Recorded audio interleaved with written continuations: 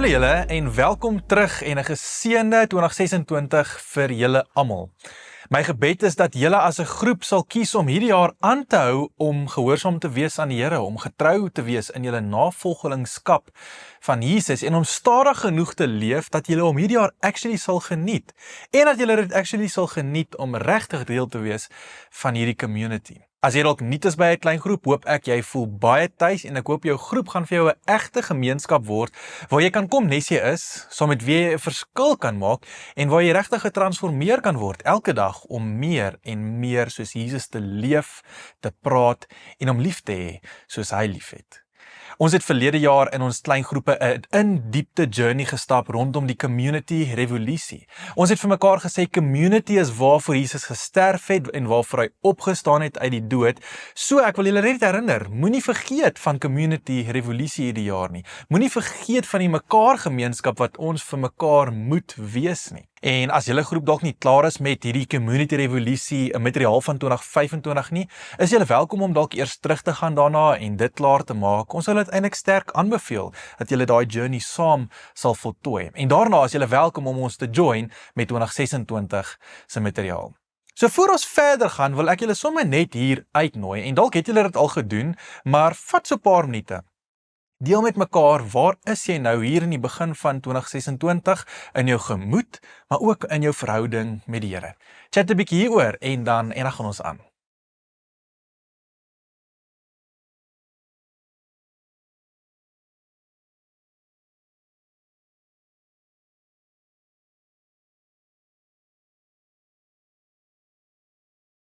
Dit is baie belangrik dat ons in klein groepe weet waar die ander persoon in ons groep staan en om vir mekaar eerlik te kan sê waar is ons in ons gemoed en waar is ons in ons verhouding met die Here, sodat ons in elke moontlike spasie vir mekaar community kan wees en vir mekaar kan bid.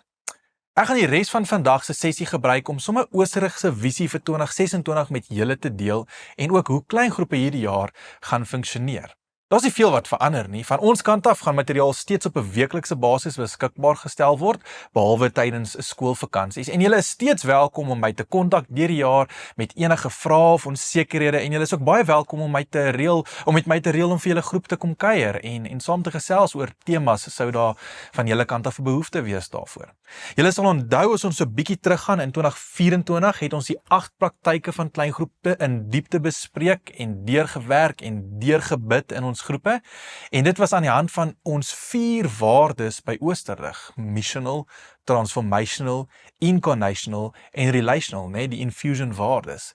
En ons het toe laas jaar baie spesifiek gefokus op die community revolusie wat eintlik al 4 van hierdie waardes op unieke maniere inkorporeer, maar veral op die relasionele been stilgestaan het. Ons het wel agtergekom dat ons regtig 'n community revolusie nodig het en dat ons nie anders kan as om 'n mekaar gemeenskap vir mekaar te wees nie. Ons het vanuit toe saam onderskei toe ons nou die dag in die wildtuin was en gebid oor wat sal hierdie jaar se fokus dan nou wees, post-revolusie en post die 8 praktyke en ons het besluit dat ons die jaar intentioneel wil fokus op evangelisasie. Met ander woorde om mense nou in hierdie community waarvan ons laas jaar gepraat het in te nooi. Want ons weet nou hoe kosbaar is hierdie community. Ons weet hoe broodnodig ons mekaar het. Ons weet ook hoe belangrik is die community revolusie. Ons weet dit is God se community. Maar ons weet ook dat daar duisende mense is wat dit nie weet nie. Of wat daaroor wonder. Of wat dalk op die punt staan om 'n leap te vat om Jesus te volg en om die community te join en hulle hoop met alles in hulle dat hierdie Jesus storie waar is. So daarom moet ons alles in ons vermoë doen om hierdie mense in te nooi, deel te maak, deur hulle te vertel. Romeine 10 herinner ons eintlik aan 'n baie belangrike waarheid. Ek lees hom in 2 vertalings vir hom. Die Afrikaans sê, maar hoe kan 'n mens hom aanroep as jy nie in hom glo nie? En hoe kan jy in hom glo as jy nie van hom gehoor het nie? En hoe kan jy van hom hoor sonder iemand wat preek? En hoe kan iemand preek as hy nie gestuur is nie? Daar staan ook geskrywe, hoe wonderlik klink die voetstappe van die een wat die goeie boodskap bring. Hoor hoe mooi sê die Message vertaling dit. But how can people call for help if they don't know who to trust? And how can they know who to trust if they haven't heard of the one who can be trusted? And how can they hear if nobody tells them? And how is anyone going to tell them unless someone is sent to do it? That is why Scripture exclaims, a sight to take your breath away, a grand procession of people telling all the good things of God. Ek weet nie hoe het jy tot geloof gekom nie. Ek weet nie waar of by wie het jou storie met Jesus begin nie.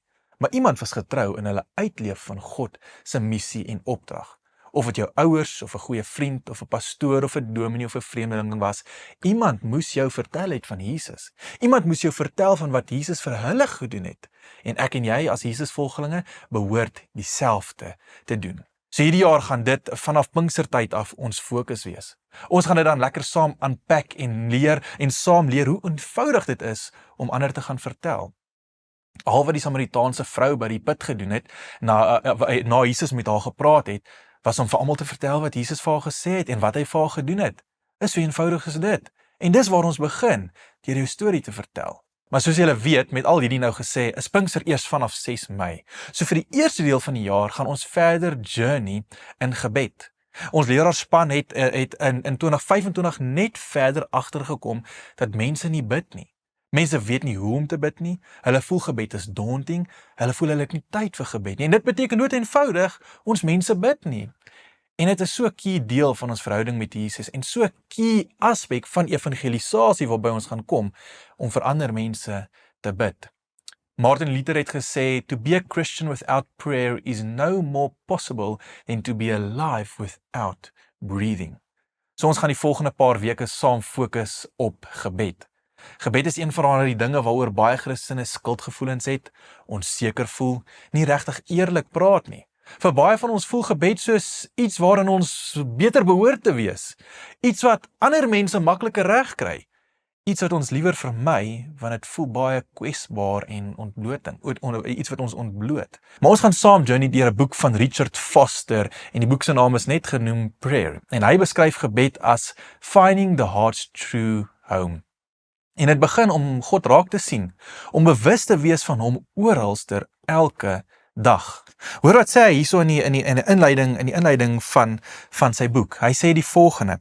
Hy sê, healthy prayer necessitates frequent experiences of the common, earthly, run-of-the-mill variety, like walks and talks and good wholesome laughter, like work in the yard and chit-chat with the neighbors and washing windows, like loving your spouse and playing with your kids and working with your colleagues.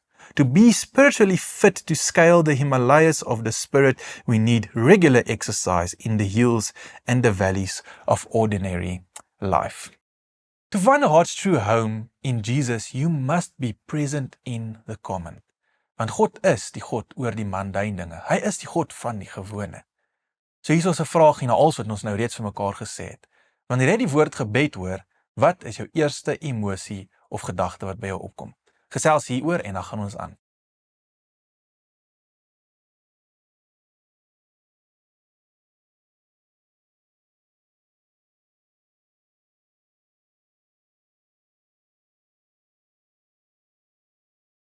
Oor die volgende paar weke gaan ons gebed verken en oefen in 3 bewegings waarvan Foster praat. Hy praat van 3 bewegings. Die eerste een is die na binne beweging, waar ons God toelaat om ons te vorm en te transformeer. Ons gaan 'n paar weke daarby stil staan. Dan gaan ons na die tweede beweging, die beweging na bo. En hierso gaan ons spesifiek gesels oor intimiteit met God, dat ons verhouding met hom verdiep. En dan die laaste beweging waarvan Foster praat, is die beweging na buite. Die saam met God leef, die dien saam met God en die wêreld vertel van hom. So hierdie reis is vir jou. Dis 'n uitnodiging na eerlikheid, 'n uitnodiging na stadiger leef, 'n uitnodiging na teenwoordig wees. Ek lees vir ons nog so 'n kort stukkie uit sy boek, wat deel is van hierdie uitnodiging vir jou tot gebed. Luister saam en dan hoor jy sommer net die ongelooflike uitnodiging van gebed. God has graciously allowed me to catch a glimpse into his heart, and I want to share with you what I have seen. Today, the heart of God is an open wound of love. He aches over our distance and our preoccupation. He mourns that we do not draw near to him. He grieves that we have forgotten him. He weeps over our obsession with muchness and manyness, but he longs for our presence. And He is inviting you and me to come home where we belong, to come home to that for which we were created. His arms are stretched out wide and He wants to receive us. His heart is large enough to take us in. For too long we have been in a far country, a country of noise and hurry and crowds, a country of climb and push and shove, a country of frustration and fear and intimidation. And He welcomes us home to serenity and peace and joy, home to friendship and fellowship and openness, home to intimacy and acceptance and affirmation. We do not need to be shy. He invites us into the living room of His heart where we can put on old slippers and share freely. He invites us into the kitchen of His friendship where chatter and batter mix in good fun. He invites us into the dining room of His strength where we can feast to our heart's delight. He invites us into the study of His wisdom, where we can learn and grow and stretch and ask all the questions we want. He invites us into the workshop of His creativity, where we can become co-laborers with Him, working together to determine the outcomes of events. He invites us into the bedroom of His rest, where new peace is found and where we can be naked and vulnerable and free. It is also the place of deepest intimacy where we know and where we are known to the fullest. The key to this home is this heart of God is prayer. Perhaps you have never prayed before except in anguish or terror. It may be that the only time the divine name has been on your lips has been in angry expletives. Never mind, I'm here to tell you that the Father's heart is open wide. You're welcome to come in. Perhaps you do not believe in prayer. You may have tried to pray and be profoundly disappointed and disillusioned. You seem to have little faith or none. It doesn't matter. The Father's heart is open wide and you are welcome to come in. Perhaps you are bruised and broken by the pressures of life. Others have wronged you and you feel scarred for life. You have old painful memories that have never been healed. You avoid prayer because you feel too distant, too unworthy, too defiled. Do not despair. The Father's heart is open wide and you are welcome to come in. Perhaps you have prayed for many years, but the words have grown brittle and cold. Little ever happens anymore. God seems remote and inaccessible. Listen to me. The Father's heart is open wide and you are welcome to come in. Perhaps prayer is the delight of your life. You have lived in the divine milieu for a long time and can attest to its goodness. But you long for more power, more love, more of God in your life. Believe me, the Father's heart is open wide. You too are welcome to come higher up and deeper in. If the key is prayer, the door is Jesus Christ. How good of God to provide us a way into His heart. He knows that we are stiff-necked and hard-hearted, so He has provided a means of entrance. Jesus, the Christ, lived a perfect life, died in our place and rose victorious over all the dark powers so that we might live through Him. This is wonderfully good news. No longer do we have to stand outside, barred from nearness to God by our rebellion. We may now enter through the door of God's grace and mercy in Jesus Christ. God se hart is oop vir jou. Gebed is die sleutel en Jesus is die deur. Jy is welkom. Vat hierdie leap.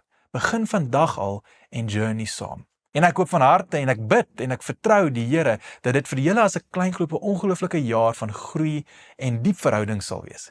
Ek bid dat julle self verder sal commit tot die community revolusie, maar ook om hierdie jaar ander in te nooi tot hierdie community, deur hulle te vertel van Jesus. En ons hoop en bid dat elke klein groep en individu hierdie jaar hierdie gebedskultuur sal skep. In elke ruimte en spasie waar jy beweeg, dat jy sal respond op hierdie uitnodiging om in God se hart te wees. Daar waar jy besig is met die gewone mundane dinge van die wonderlike lewe wat die Here vir ons gegee het. So vat nou genoeg tyd en gee vir elkeen sommer geleentheid om saam te bid vir hierdie jaar wat voorlê. Baie spesifiek vir julle kleingroeplewe, vir 'n getroue uitleef van community revolusie, 'n gebedskultuur en 'n groot klomp bravade, boldness en moed en 'n brandende begeerte om ander te vertel en uit te nooi om hierdie leap te vat na Jesus en sy community. Amen. Sien julle volgende keer en baie blessings.